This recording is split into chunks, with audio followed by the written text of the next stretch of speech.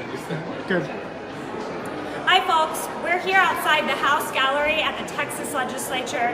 We came here this morning to fight against SB 9, which is a bad voter suppression bill that would make it harder and even criminalize in some cases voting for older people, people who are new to voting, and people who require assistance voting. This morning, the House Elections Committee shut off registration at 8:30 a.m., 30 minutes after starting the hearing. They do not want our voices and our stories heard, and we're here to fight back and make sure that the people of Texas are heard and that folks know that we won't stand for this bill. And we're going to hear from some young folks today who might not get the chance to testify this afternoon. We're really just waiting out the clock now. So we want to make sure that their voices are heard in this process, because that's what democracy is about. They're attempting to shut down our voices at the polls and now in our own state house, and we won't stand for it. All right, who are we doing? And first up to give testimony is Devon with Texas Rising and Texas Freedom Network.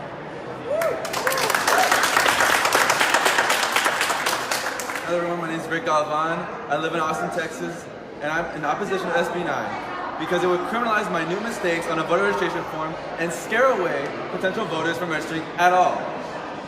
The idea of SB 9 is that it would better secure elections by ensuring people are not committing fraud on the registration forms. Yet what this bill would do is simply send someone to jail for misspelling their name, writing the wrong address, or any other minor mistakes that is not done to commit fraud.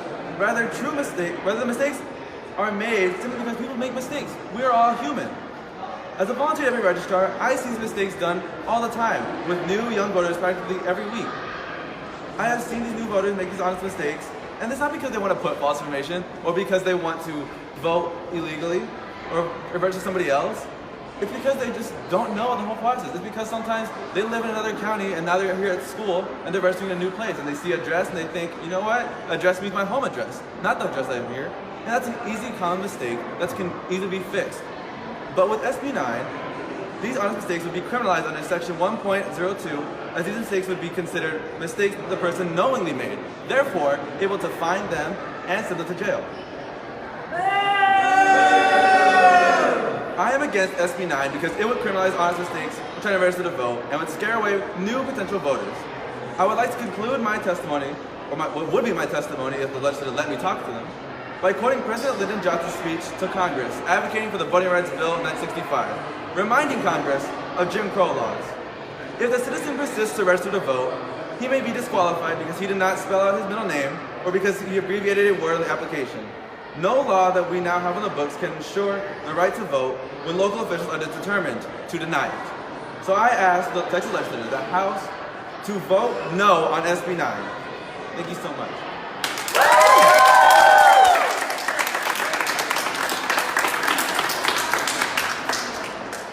Hi everyone, my name is Eileen Garza, and I live in Edinburgh, Texas.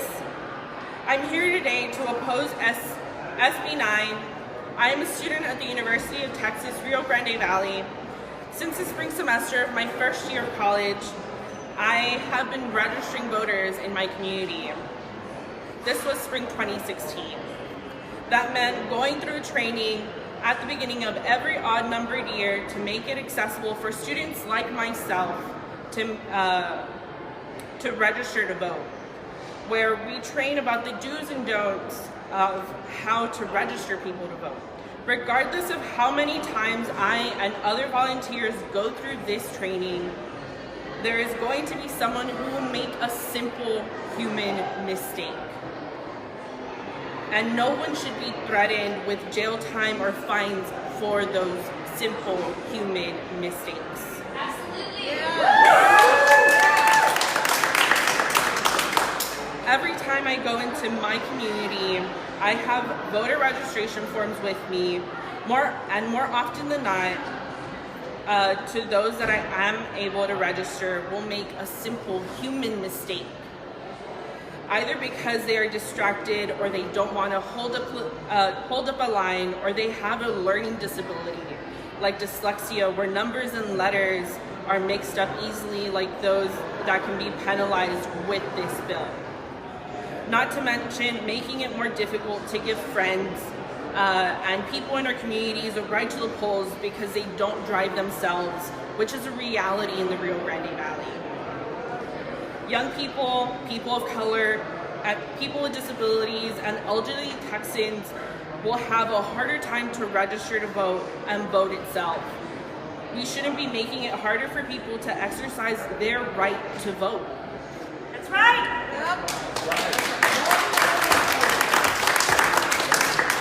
It's just people helping people, and it shouldn't be frowned upon.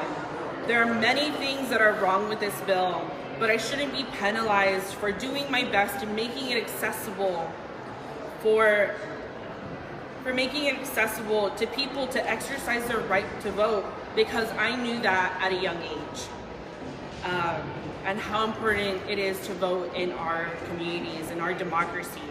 And to recap, this bill is racist, it's ableist, and causes more harm than good, especially in communities that look like mine, where I have been trying to encourage people, all my people, to get out to vote since the age of 18.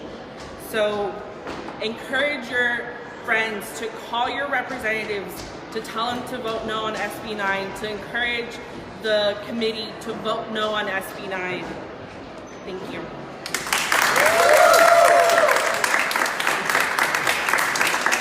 Good afternoon, I'm Asha Beecham. I'm here today to oppose Senate Bill 9. I'm a resident of Oak Cliff, Texas, a student at Kaufman College, and a baby organizer. I live, work, and study in District 110, which is an underserved community. Two provisions of this bill that I'm concerned about. The first, Section 103, and the second, Section 404. I'll start with this section. This removes polling sites from minority communities like mine. Like these people, we have been organizing, registering voters, and trying to convince people that voting is the right thing. Because people in my area has lost hope in the system, in this very legislation, there are few registered voters in my community. They believe that the system cares nothing about them, and it is evident by the way they've handled their families for generations. Under this section, Texas legislation also wants to remove polling sites from these neighborhoods that are already underserved.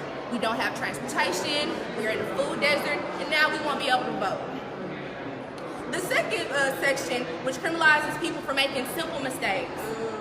As a college student, a simple mistake might be reading county as country and putting USA. I cannot tell you how many students do that. Those people will be subject to criminal time while they're trying to finish their studies. And that's blatant suppression of democracy and freedoms. That's right. Please make a decision to represent me the best way you can, and people like us as well, and not just a few at the top. Yep.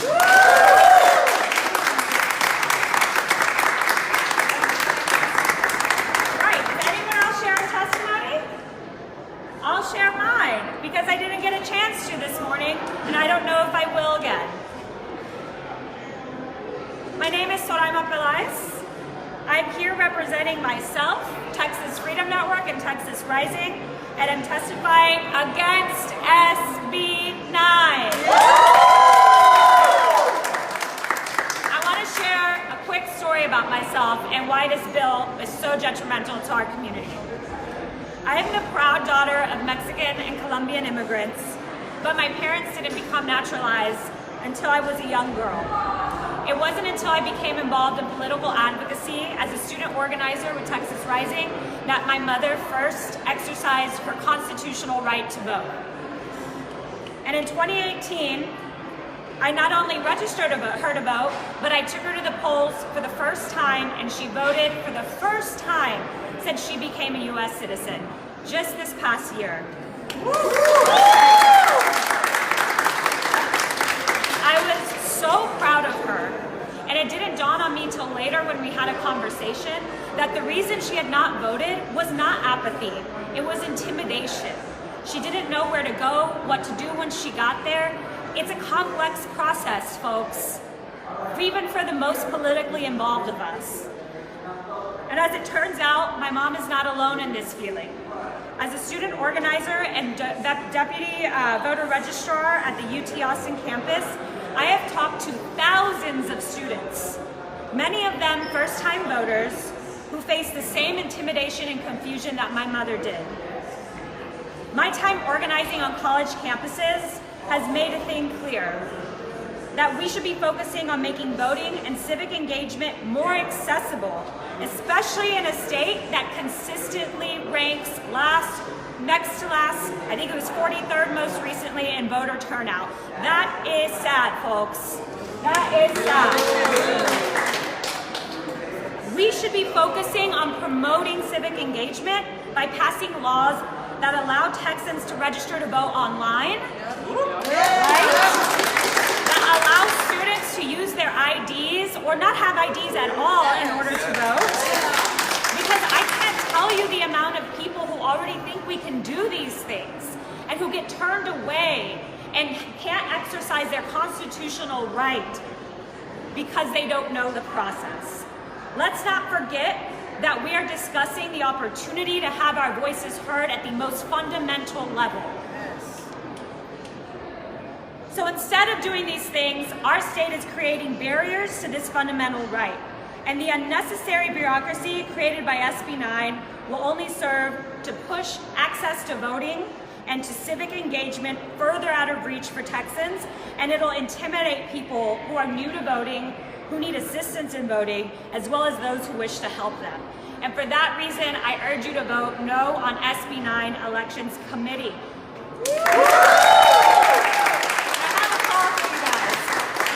Repeat after me. It is our duty to fight for freedom. It is our duty to fight for freedom.